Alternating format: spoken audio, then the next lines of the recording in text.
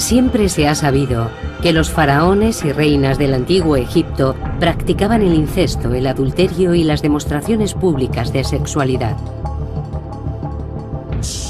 Pero se están descubriendo evidencias de que la sexualidad era indispensable para toda la sociedad egipcia. Fue una tierra mágica y sensual en la que el sexo era el origen de todo, incluso del propio universo.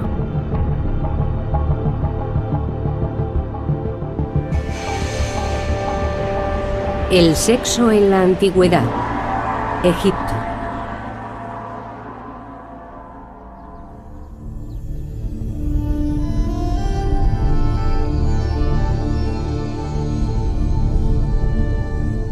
El faraón Ramsés II fue el más importante de todos los faraones, y su apetito sexual estaba a la altura de su condición.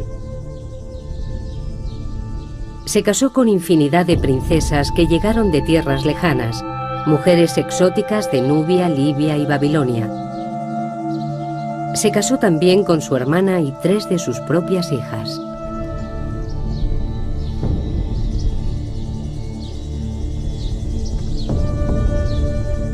En el momento de su muerte, en 1213 a.C., a la edad de 91 años, Ramsés aseguraba haber tenido más de 20 reinas y multitud de amantes o concubinas. En los textos antiguos se recoge que fue padre de más de 100 hijos.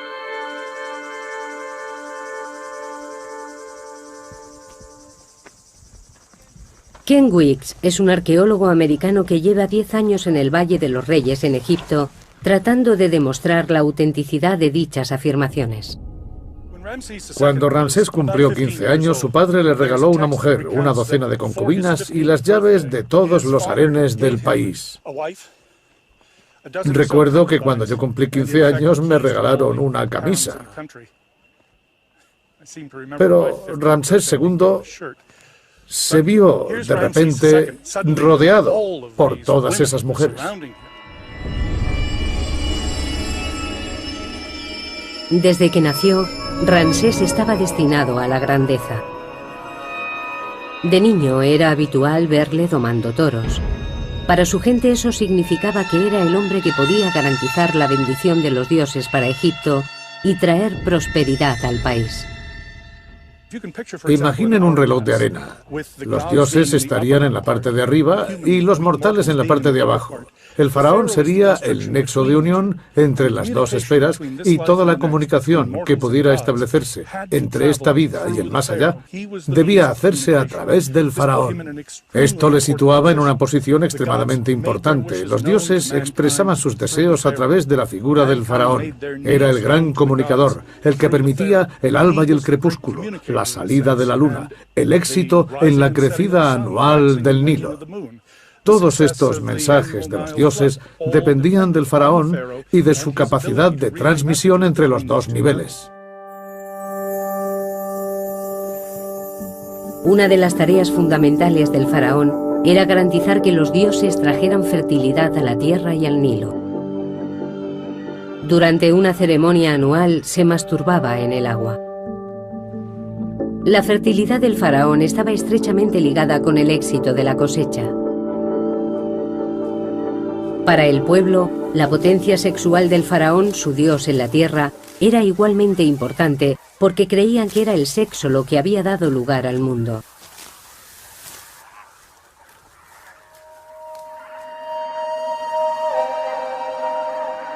El primer poder del universo, el ser supremo Atum, surgió de la noche de los tiempos. Se masturbó y se convirtió en el dios Sol, Ra. Su semen dio nacimiento a los primeros seres divinos, Su, el dios de la luz y el aire, y su hermana Tefnut, la diosa de la humedad. Su vagina creó el rocío de la mañana. Su amor incestuoso creó a Nut, el cielo, y Geb, la tierra.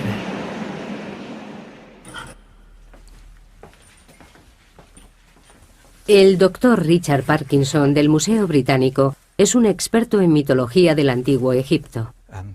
La actividad sexual era muy importante en los mitos egipcios. En muchos se puede ver una imagen del cosmos en la que la diosa del cielo, Net, está sobre su marido Geb, dios de la tierra.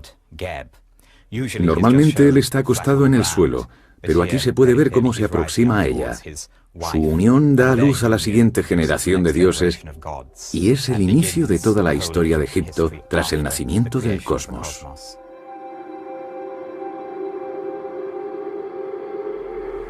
Los estudios de Richard Parkinson sugieren que solo el faraón y sus sacerdotes más allegados podían admirar estas representaciones íntimas de los dioses. En este papiro podemos observar otro ejemplo del icono religioso cuya carga sexual es bastante insólita para nuestra mentalidad moderna. Podemos ver una viñeta del cosmos en la que el cielo de la noche, representado como una diosa, está postrada sobre el dios de la tierra Geb. Y la autorregeneración de la fertilidad de la tierra está representada por una autofelación del rey, dando pie a una escena que en la cultura occidental presente solo se daría en el género pornográfico, mientras que en el antiguo Egipto se podía encontrar en las más altas esferas del arte religioso. Estos papiros pertenecían a una sacerdotisa, una mujer de la élite, y estaban colocados en un lugar sagrado de su tumba.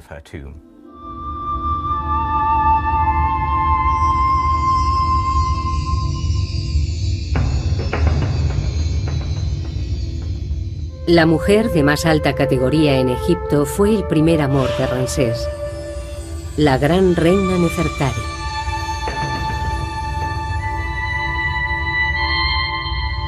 Murió en el 24º año de su reinado. Fue enterrada en un sepulcro espectacular. Los muros perfectamente conservados nos muestran cómo la pareja real concebía su relación.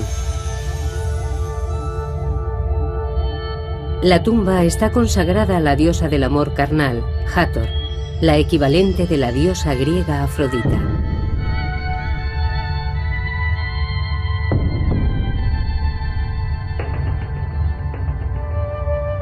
La reina Nefertari y la diosa Hathor están representadas con el mismo tamaño. En el arte religioso egipcio, el tamaño era muy importante.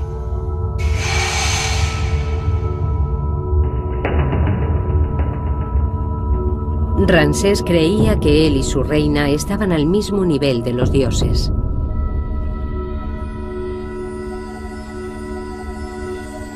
Ramsés solo tenía 48 años cuando la reina Nefertari murió. A la manera de los dioses cometió incesto. Se casó con la hija mayor que tuvo con Nefertari, la princesa Meri-Tamun, promocionándola al rango de reina. Volvería a casarse con una de sus hijas, la princesa Binanat, con la que tuvo un descendiente. Ramsés se tomó su papel de símbolo supremo de la fertilidad muy en serio.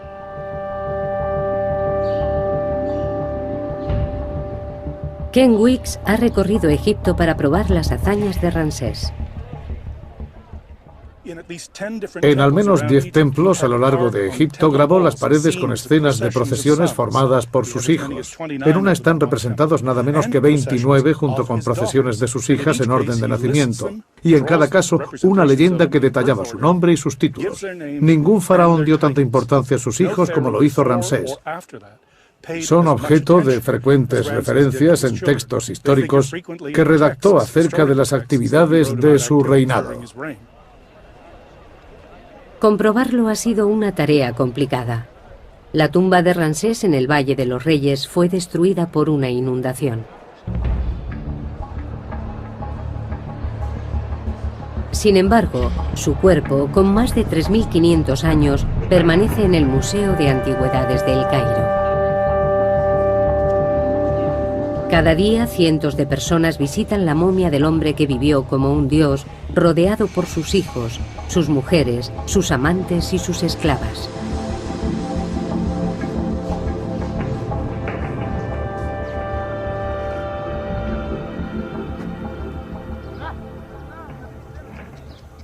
Pero la vida de la gente corriente era mucho más sencilla. El faraón siempre ha tenido un papel fundamental en la sociedad egipcia. Muchas mujeres, multitud de hijos, todo el conjunto era algo inherente al faraón. Pero, desde luego, los cortesanos y la gente humilde se comportaban y vivían de manera mucho más sencilla. Para la mayoría, el día a día era una lucha por la supervivencia. Cómo veían el sexo y el matrimonio siempre ha sido un misterio, pero ahora podemos estudiar pruebas que habían estado ocultas. Datos que cuentan cómo la gente corriente llevaba una vida tan sensual y erótica como el faraón.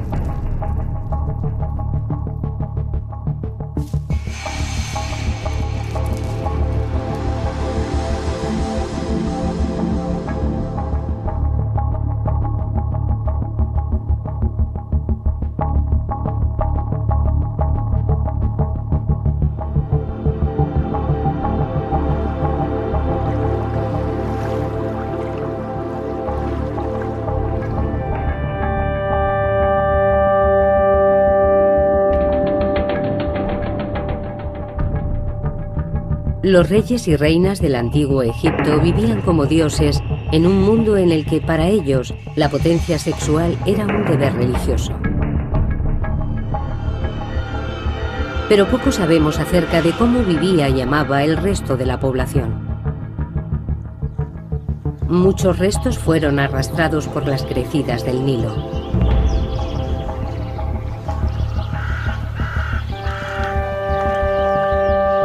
Durante 7000 años, toda la vida en Egipto se limitó a las orillas del río Nilo, en esta franja de frondosa vegetación. Más allá se encuentra el infinito desierto africano.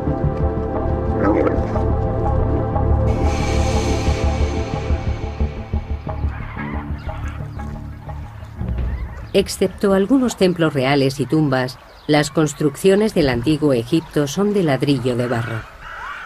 A lo largo de los últimos 200 años, las crecidas anuales del Nilo han destruido casi todo rastro de la historia antigua.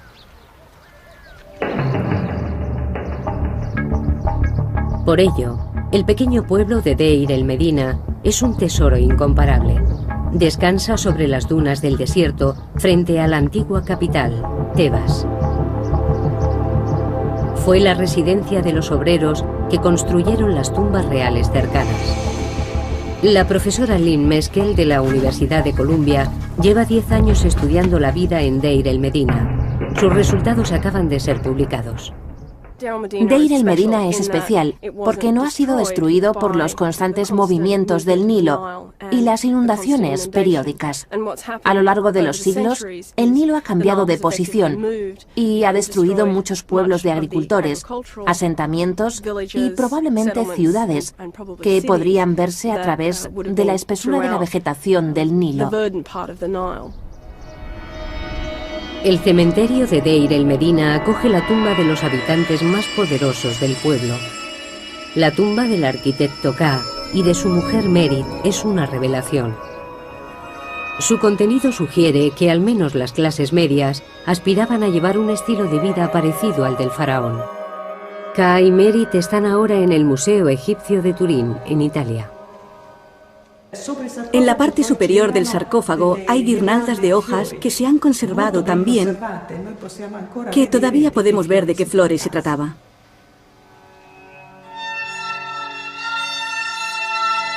El aire seco del desierto ha conservado cada detalle de la tumba de 3500 años de antigüedad de Ka y Merit. Es evidente que la clase media de Deir el Medina dedicaba gran parte de sus ingresos a su aspecto. Las camisas de lino finamente tejidas de Ka con su nombre, las 50 prendas de ropa interior o su caja de maquillaje son prueba de ello, así como la peluca de Merit y su colección de máscara de pestañas y pintalabios. Los rayos X nos permiten observar sus posesiones más íntimas.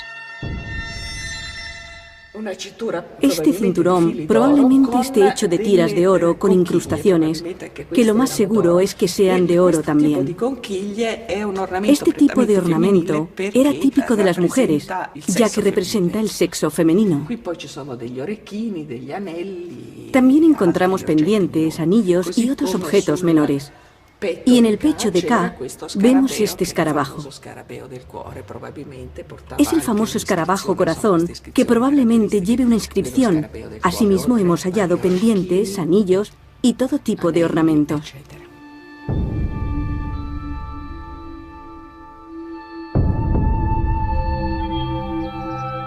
Tanto hombres como mujeres llevaban gran cantidad de ornamentos como joyas, pendientes, brazaletes, anillos. Y ambos utilizaban maquillaje, especialmente máscara de pestañas. Llevaban igualmente ingentes cantidades de perfume. Desde luego no se regían por nuestros criterios, según los cuales las mujeres son las principales portadoras de joyería. Los hombres también lucían joyas muy caras.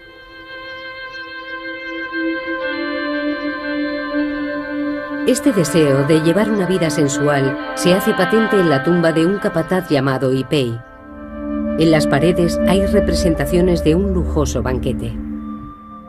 Conceptos como sexualidad y belleza, todo ello nos permite formarnos una imagen muy sensual, con flores y perfumes, que nos dan una idea de cómo sería este banquete. Habría música, vino, probablemente infusiones de vino y flores de loto, todo tipo de sustancias estupefacientes, y con todo resultaría una experiencia muy sensitiva.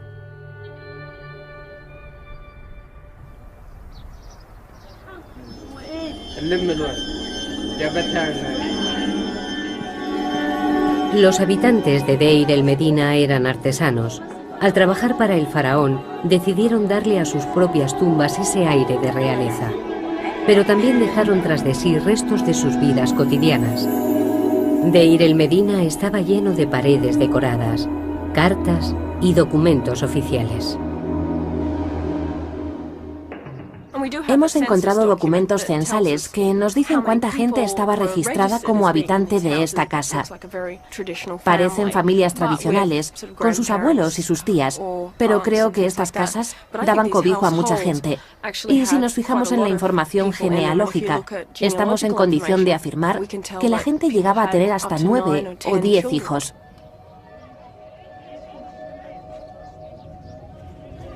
Se parece mucho a la vida de los actuales habitantes de Egipto. Los animales y los seres humanos comparten espacios comunes. El tejado es el centro vital. La gente pasaba mucho tiempo en el tejado. Dormían allí, ya que es un lugar muy fresco, sobre todo durante el verano, y se desarrollaban otras actividades, como la cría de animales. Eso es algo que se da todavía en nuestros días. También tendían la ropa. Utilizaban cualquier espacio libre disponible.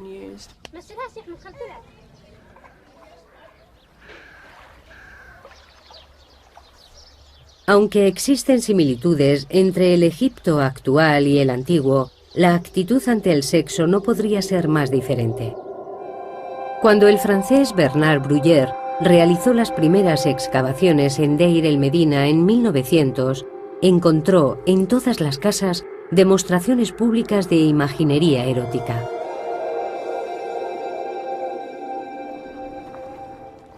Lo primero que ves cuando entras en una casa son escenas que representan a mujeres en escenas particulares de su vida, ya sea dando a luz, dando el pecho a sus hijos.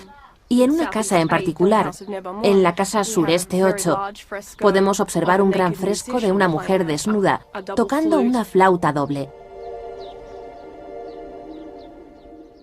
Este tipo de imágenes con tanta carga erótica y ritual no es algo que en la actualidad asociemos a la decoración inherente de una casa, y mucho menos de las primeras estancias. Además de las pinturas eróticas, Deir el Medina estaba lleno de objetos sagrados, utilizados probablemente en rituales de fertilidad.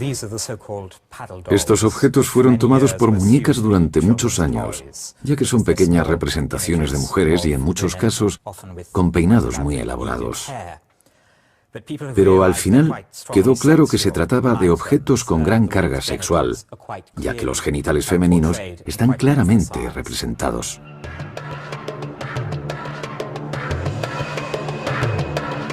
Un escriba de Deir el Medina elaboró un documento muy explícito como divertimento o por encargo. El papiro erótico de Deir el Medina empieza con escenas normales de animales hasta que repentinamente cambia de tono. Algunos expertos han sugerido que estamos ante un tratado sexual o una alegoría religiosa. Otros apuestan por que se trate de un papiro satírico. Asumen que el hombre, al ser calvo, es un sacerdote, y la mujer, al comportarse de esta manera, deja claro que es una prostituta, por lo que se trataría de una sátira social. Pero creo que estas explicaciones son un tanto rígidas y académicas. Todo el papiro se desarrolla claramente en un contexto humorístico, como una parodia. El hombre hace gala de la tremenda flexibilidad de su pene, lo que es común en el género humorístico.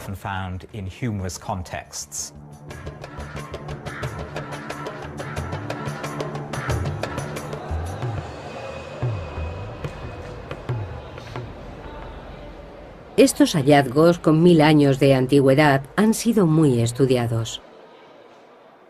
Cuando se descubrieron, nadie pensó en exponer tal imaginería sexual públicamente. Hubiera sido ofensivo y simplemente escondieron estos objetos. La época victoriana, a finales del siglo XIX, vio nacer la egiptología. Los expertos de aquel entonces tendían a centrarse en las vidas de los faraones y no prestaban atención a las clases bajas de la sociedad del antiguo Egipto. Actualmente estamos muy interesados en lo que pudiera pensar y sentir el hombre de la calle, qué hacían en su tiempo libre los escribas y los hombres que pintaron estas paredes. Estamos mucho más centrados en conseguir una visión de conjunto de la cultura egipcia, mucho más que en la encorsetada definición victoriana de la historia, según la cual esta no sería más que un recuento de batallas y una sucesión de reyes.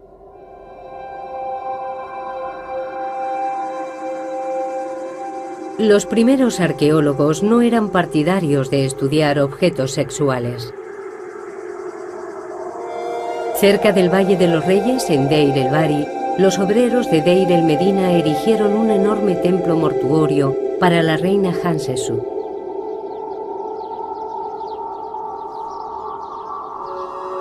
En un santuario dedicado a la diosa Hathor, los excavadores encontraron una amplia colección de penes de madera que podrían haber sido utilizados en ritos de fertilidad.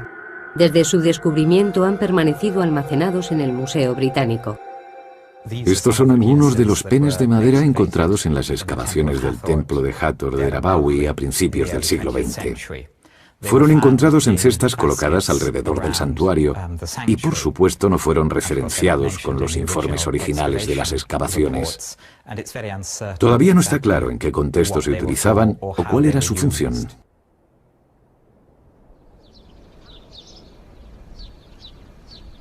Encima del templo hay cuevas que los obreros de Deir el Medina utilizaban para resguardarse del sol de mediodía. En una de ellas encontramos una pintura del antiguo Egipto. El profesor Mohamed el-Bailey, director de antigüedades del Valle de los Reyes, mantiene esta cueva cerrada al público. Esta es una pequeña gruta o cueva donde se pueden observar dibujos representando escenas de contenido sexual. Los obreros que trabajaban en el templo se protegían del sol en estas cuevas durante los descansos y durante estos ratos libres se divertían. Imaginaban y dibujaban en las paredes de las grutas lo que les gustaría estar haciendo en ese momento y lo compartían con sus compañeros mientras descansaban en la pequeña cueva. Este hombre tiene mucha prisa por hacer el amor en esta postura.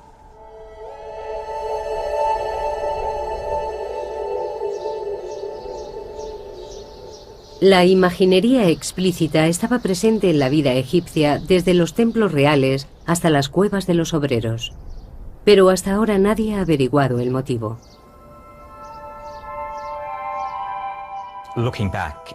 Echando la vista atrás, es fácil suponer que el pudor típico de una cierta época haya podido entorpecer el estudio de este material.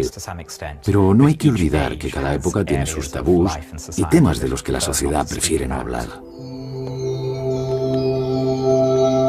Los documentos encontrados en Deir el-Medina están empezando a dar una idea más clara de por qué los antiguos egipcios estaban tan obsesionados con el sexo. Te dejaré admirar mi belleza, cubierta por una túnica del mejor lino, empapada de aceite de canela.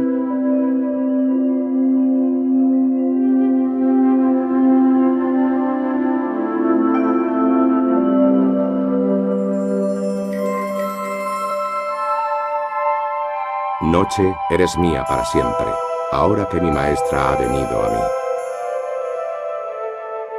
La beso y sus labios me responden. Estoy muy excitado, incluso sin haber bebido cerveza. Los fragmentos de poesía amorosa y la imaginería encontrada en Deir el-Medina sugieren que este era un pueblo en el que el sexo no era un tema tabú. Es probable que no se ocultara ni a los propios hijos. Hay ciertas imágenes en las que observamos a una pareja en el acto sexual, en presencia de niños, lo que nos indica que la idea de que este tipo de actos deban ser ocultados a los niños es una concepción occidental y perteneciente a la tradición europea. Y si nos fijamos en la historia de Europa, nos daremos cuenta de que hace varios siglos las familias vivían todas juntas en casas muy pequeñas, compartiendo la misma habitación y a veces la misma cama. Creo que tenemos que recalibrar nuestras sensibilidades a este respecto. Tenemos que superar la idea de que se trata de algo ritual. Realmente formaba parte de la vida doméstica. Para los egipcios estas esferas se entremezclaban fácilmente.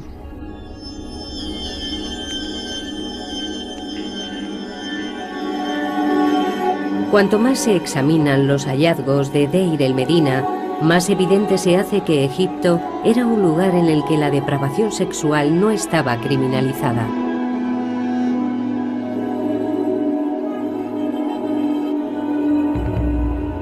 En el pueblo, Paneb, un ladrón y asesino con un apetito sexual insaciable, se acostó con todas las mujeres del pueblo, ganándose la enemistad de muchos. Su comportamiento fue denunciado y está recogido en el registro del tribunal de Deir el-Medina.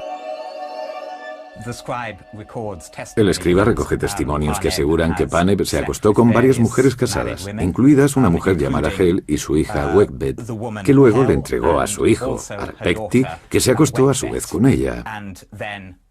Creo que el escriba se lo pasa muy bien y disfruta mucho recogiendo estos testimonios en contra de Paneb. Cuando escribe las palabras realizar el acto sexual con Neg, al principio del documento, está escrito con muchas florituras que dan la sensación de que realmente disfrutaba difamando el nombre de Paneb.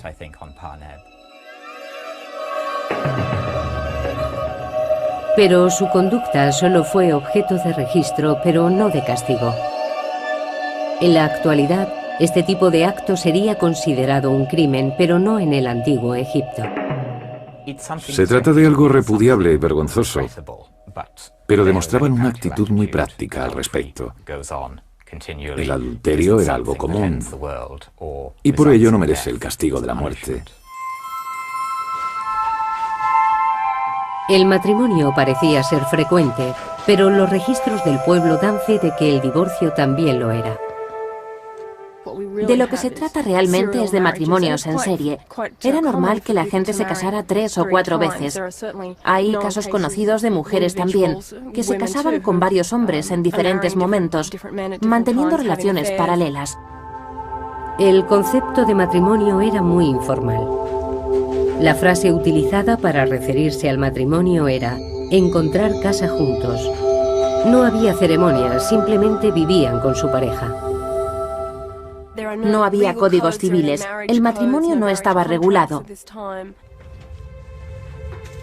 Lynn Meskel ha descubierto algunas modalidades de convivencia en Deir el-Medina que hoy resultarían sorprendentes.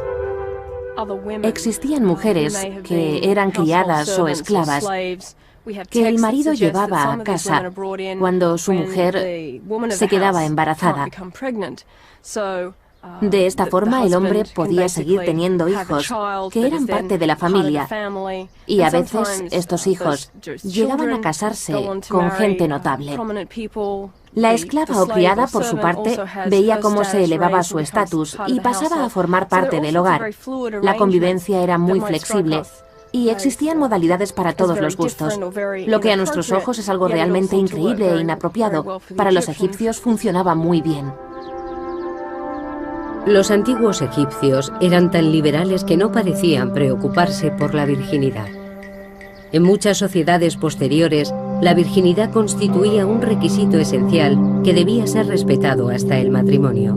En el antiguo Egipto no existía tal creencia. No hay mención específica en los textos que poseemos al respecto de la virginidad, de los hijos ilegítimos o relativos a cuestiones de paternidad. Se hace tanto hincapié en la fertilidad y la capacidad de tener hijos, que no había razón por la cual llegara a establecerse una discriminación de ningún tipo respecto al sexo, como más tarde se implantaría en las sociedades medievales. Hasta dónde llegaba este énfasis de la fertilidad es algo que todavía no está muy claro. Algunos expertos han sugerido que existía una actitud en la que se aceptaba cierto nivel de promiscuidad. En el hermético mundo de la corte del faraón se llegaba a pensar que incluso los dioses mantenían relaciones homosexuales. Los textos literarios conservan mucha información acerca de la sexualidad y la manera en que se contemplaba en la vida cotidiana.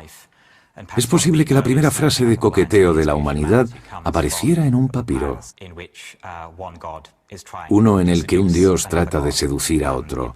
Es una de las primeras situaciones de flirteo homosexual de la historia del mundo, donde un dios llega a decirle al dios Horus: «Me encanta tu trasero». Nephwi, Wiki. Al igual que con el adulterio, hay gran cantidad de referencias a la homosexualidad en los textos literarios del antiguo Egipto, pero no hay constancia de personajes históricos que fueran homosexuales. Sin embargo, existe una tumba en Saqqara de dos hombres llamados Neakhum y Numhotep, que eran los peluqueros de uno de los reyes del antiguo reino de Egipto, y siempre se ha pensado que mantenían una relación. Homosexualidad, adulterio y divorcio, considerados como desviaciones por las religiones posteriores. Pero en Egipto los valores sexuales parecían más relajados. Una de las claves reside en las características geoclimáticas del país. La vida en Egipto era precaria, las sequías eran frecuentes. La mortalidad infantil era muy alta. La fertilidad de la tierra y de sus habitantes era una preocupación constante. Los egipcios no podían ser restrictivos ni siquiera en materias sexuales. Todas las representaciones de la actividad sexual son positivas. Son consideradas fuente de creación, fertilidad y, en muchos casos, de protección. Nunca se contemplaba desde un punto de vista negativo. Con las evidencias rescatadas del asentamiento, la utilización de la imaginería tanto en los hogares como en las tumbas y los relatos mitológicos relativos a la creación del mundo, creo que estamos en disposición de afirmar que la sexualidad era una parte esencial del día a día y que no se limitaba a una esfera de intimidad e incluso clandestinidad como ocurre ahora. A pesar de que sería un error contemplar esta sociedad como una utopía sexual, habría que enfatizar el hecho de que se trata de una cultura de hace varios miles de años. Para los antiguos egipcios, el sexo era tan propio de la condición humana que tampoco merecía grandes discusiones. No existían psicoanalistas que conjeturaran al respecto de las fantasías sexuales y acerca de su significado. Era simplemente un aspecto más del día a día.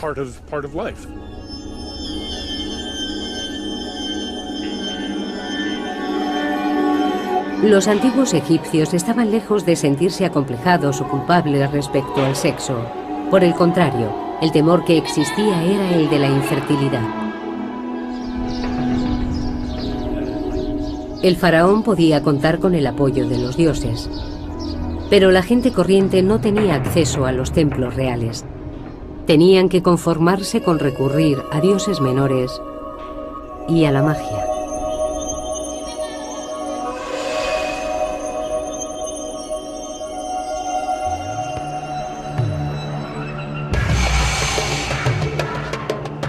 Hace 3.500 años, la dinastía del Antiguo Egipto, conocida como el Nuevo Reino, era el epicentro de la civilización. A pesar de que ciudadanos corrientes como el arquitecto Ka y su mujer Merit mantuvieran una actitud relajada respecto a las relaciones sexuales, existían ciertos temores como ser estéril o que hubiera complicaciones durante el parto. Todo el proceso requería la protección de la magia.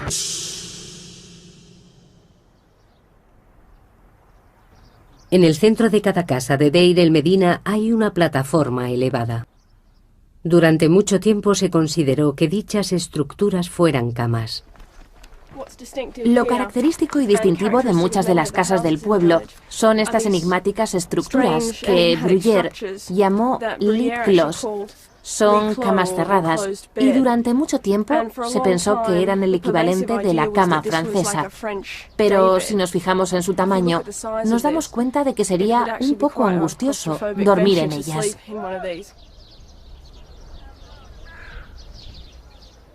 Lynn Meskel cree que son altares en honor a dioses menores de la fertilidad.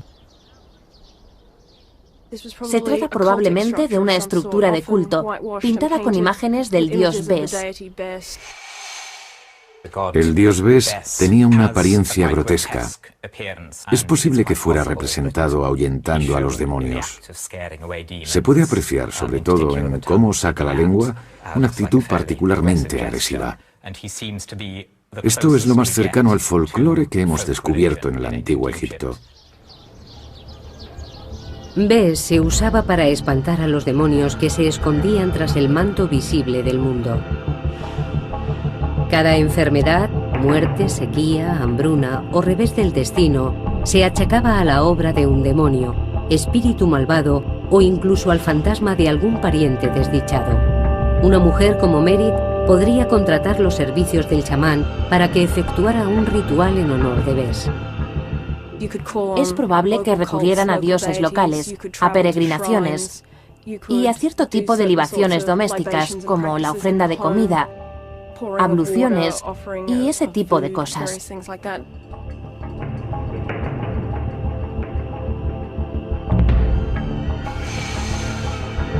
Por encima de todo, las mujeres recurrían a la magia para el parto. El parto era uno de los momentos más peligrosos en la vida de una mujer. Nos consta que la tasa de mortalidad infantil era muy alta, con lo que existía una demanda muy alta de rituales y amuletos de protección de todo tipo.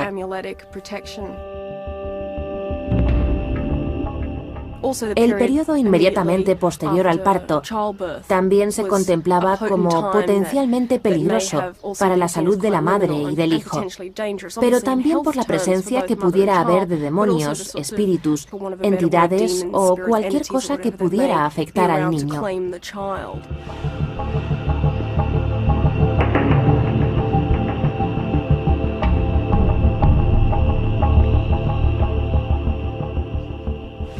Muchos artilugios sagrados de la cultura egipcia han llegado en muy buen estado hasta nuestros días, tales como estas varas de marfil, utilizadas por los magos y sanadores durante los rituales de protección de los niños y mujeres, lo que se hacía antes, durante y después del parto. Existían muchos demonios que los magos invocaban para obtener protección. El reverso porta una inscripción que describía el proceso del ritual de protección para el recién nacido. Los hombres del antiguo Egipto también se sometían a procesos mágicos para asegurar su fertilidad. Su principal objetivo era tener un descendiente varón. Un hechizo que un hombre podía conjurar para que una mujer se acostara con él se obtenía mezclando esencia de aceite de rosa y una cabeza de pescado seco del Nilo.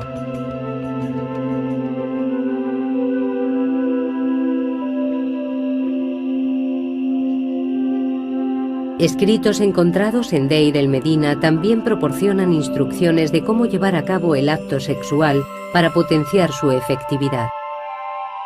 Hombres como Ka escribían fórmulas mágicas en su piel para invocar la bendición de los dioses. Lamer las fórmulas las hacía más poderosas.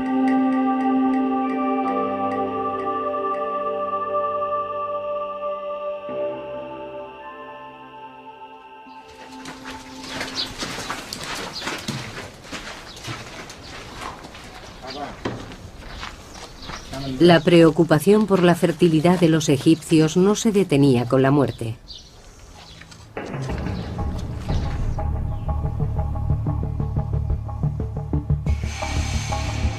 Algunos rituales mortuorios eran idénticos a los practicados durante las ceremonias del parto y la celebración anual donde se renovaba la vitalidad del emperador.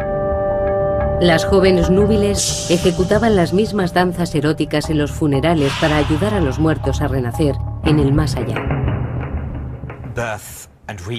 La vida antes y después de la muerte corresponde a un proceso natural, y la actividad sexual era algo que los egipcios esperaban que continuara en el otro mundo. Existen muchas referencias en textos funerarios de gente disfrutando del sexo en el más allá. Los muertos renacidos eran representados a menudo en la flor de su potencia sexual. En las tumbas se colocaban amuletos de fertilidad como estas figuras de mujeres desnudas. Esta preocupación por la fertilidad estaba presente en todos los ámbitos de la civilización egipcia.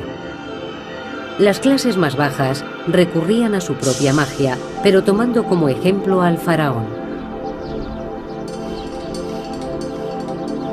Y el gran faraón Ramsés II nunca los decepcionó. Muchas pinturas nos cuentan que fue padre de más de 100 niños. Sabemos poco sobre la familia de los faraones. En muchos casos no conocemos ni el nombre de sus mujeres. Nos encontramos con muchos problemas a la hora de establecer relaciones genealógicas. No sabemos dónde están enterrados los hijos e hijas de los reyes. Ramsés II es una excepción. Se esforzó mucho porque sus hijos tuvieran un puesto de honor en las crónicas, al menos los hijos de sus mujeres más notorias. Los niños eran jóvenes que podrían haber optado a suceder a su padre, y en su caso al menos tuvieron funerales de Estado, aquí, en el Valle de los Reyes. Pero nadie ha encontrado las tumbas de ninguno de los hijos. ¿Decía Ramsés la verdad? En 1983, Ken Weeks decidió hacer excavaciones en una pequeña tumba que se conocía simplemente como KV5. Quería comprobar su contenido antes de que convirtieran la zona en un aparcamiento. Cuando Howard Carter limpió la tumba de Tutankamón, se fijó en esta tumba, pero la consideró sin importancia. Así que la utilizó como almacén para los restos producidos por sus propias excavaciones y tapó la entrada con cieno y tierra. El grupo de Weeks tardó más de 6 años en desenterrar la primera cámara. Al final había una puerta. Atravesamos el umbral y entramos en un corredor. Vimos que se trataba de la mayor tumba de todo el Valle de los Reyes. Al descifrar los jeroglíficos de la entrada, supieron que no solo se trataba de la tumba más grande. Lo primero que vimos al pasar el umbral fueron una serie de escenas grabadas en la pared. Aquí tenemos un par de manos sujetando incienso. Son las manos de Ramsés II. Detrás de él aparece la cabeza de un joven. Las columnas que hay encima de los jeroglíficos nos indican que se trata del hijo mayor del rey, Amun-Her-Kepesef. Están escritos sus nombres y sus títulos. De repente nos dimos cuenta de que habíamos descubierto la tumba de un hijo de Ramsés, uno de los faraones más importantes del reino de Egipto.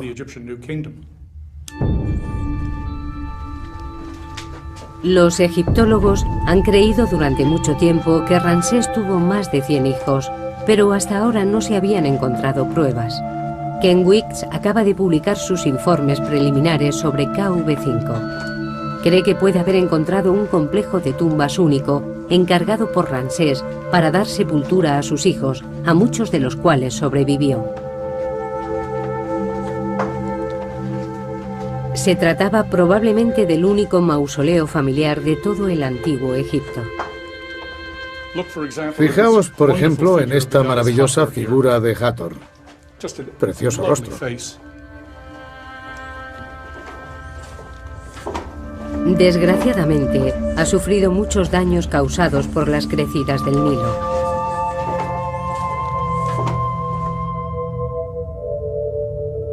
En cualquier caso, es evidente que alberga más de 150 tumbas. Esta tiene 30 metros. Está excavada en la falda de la colina. Hay una serie de puertas, 16 concretamente dispuestas a cada lado del corredor. Está exactamente como lo encontramos. No hemos realizado ninguna prospección aquí. El equipo solo ha excavado una parte, pero ya han encontrado las tumbas de 6 de los hijos de Ramsés II y los restos de 4 más. Hemos encontrado restos momificados de 4 hijos de Ramsés. Este es un cráneo. Está en malas condiciones y todavía no lo hemos limpiado. Me da miedo tocarlo. Aquí tenemos otro cráneo con mandíbula inferior. Estoy prácticamente seguro de que se trata de un hijo de Ramsés II. También tenemos un esqueleto completo en la segunda cámara de la tumba. Lo hemos cubierto otra vez para evitar cualquier tipo de contaminación. Esperamos ser capaces de practicarle algunos análisis. Si no pueden ser pruebas de ADN, al menos rayos X y análisis estadísticos de materiales.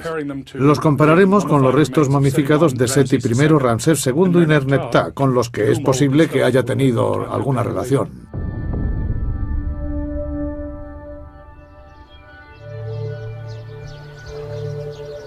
Las 150 tumbas de KV5 sugieren que Ramsés tuvo tantos hijos como afirmaba.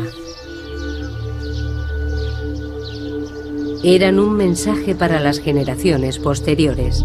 El faraón, su tierra y su gente eran muy fértiles.